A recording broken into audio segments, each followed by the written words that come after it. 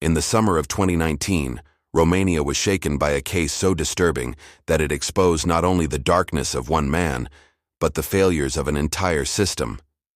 This is the story of the Caracal case, and of the man known as Gheorghe Dincă. Caracal is a small, quiet town in southern Romania, the kind of place where nothing ever seems to happen. But behind an ordinary gate, on an unremarkable street, investigators would soon uncover one of the most horrifying crimes in modern Romanian history. Gheorghe Dincă was 65 years old. To his neighbors, he was strange, withdrawn, but not dangerous. He lived alone, collected scrap metal, and kept to himself. No one imagined what was happening inside his home.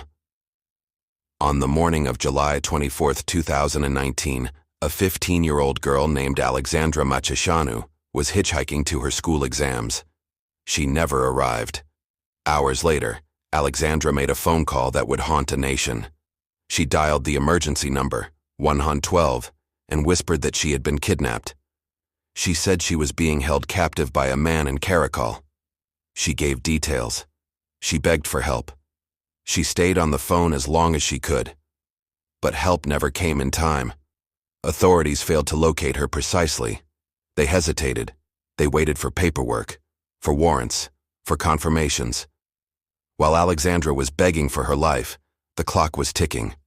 It would take the police 19 hours to enter Gheorghe Dinçă's property. By then, it was too late. Inside the house, investigators found evidence that would shock even seasoned detectives. Burned human remains, jewelry, personal belongings, bones hidden in barrels and scattered across the yard. Dincă confessed. He admitted to kidnapping, assaulting, and killing Alexandra.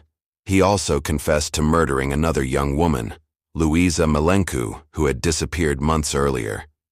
Both girls had vanished after getting into a stranger's car. His car. The details of his confessions were chilling. Calm. Methodical.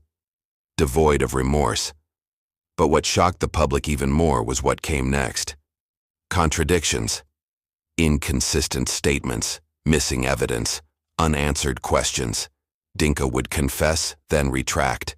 He would change timelines, alter details, deny parts of what he previously admitted.